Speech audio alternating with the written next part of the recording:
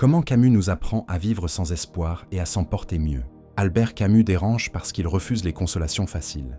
Là où beaucoup cherchent un sens caché, une promesse ou un salut futur, Camus commence par une vérité simple et brutale. Le monde ne répond pas à nos attentes. Il est silencieux, indifférent, et c'est précisément là que commence sa sagesse. Pour Camus, l'absurde naît de la rencontre entre notre besoin humain de sens et le mutisme du monde.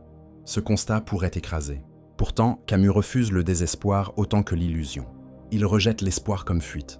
Espérer, c'est souvent remettre sa vie à plus tard. Attendre que quelque chose ou quelqu'un vienne réparer ce qui ne l'est pas. Vivre sans espoir, chez Camus, ne signifie pas vivre sans joie. Cela signifie vivre sans mensonge. Dans le mythe de Sisyphe, Camus imagine un homme condamné à pousser éternellement un rocher.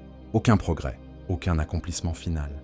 Et pourtant, Camus ose une phrase radicale. Il faut imaginer Sisyphe heureux.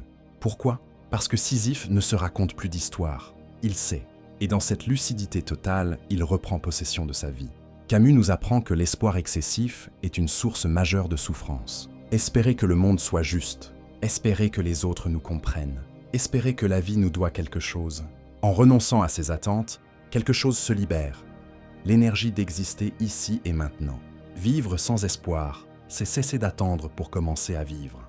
Dans La Peste, les personnages les plus dignes ne sont pas ceux qui croient en une victoire finale garantie, mais ceux qui agissent malgré l'incertitude. Ils soignent, aident, résistent, non parce qu'ils sont sûrs de réussir, mais parce que c'est ce qu'un être humain doit faire. Camus appelle cela la révolte, une fidélité à la vie sans promesse de récompense.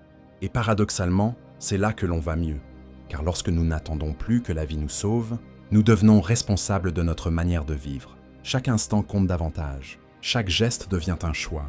La joie n'est plus reportée à demain. Elle naît dans la présence, dans la simplicité, dans l'intensité du réel. Camus ne nous offre pas l'espoir. Il nous offre mieux, la liberté intérieure, celle de vivre pleinement, avec courage, dignité et une profonde tendresse pour la condition humaine. Et c'est peut-être cela, au fond, la forme la plus saine de bonheur.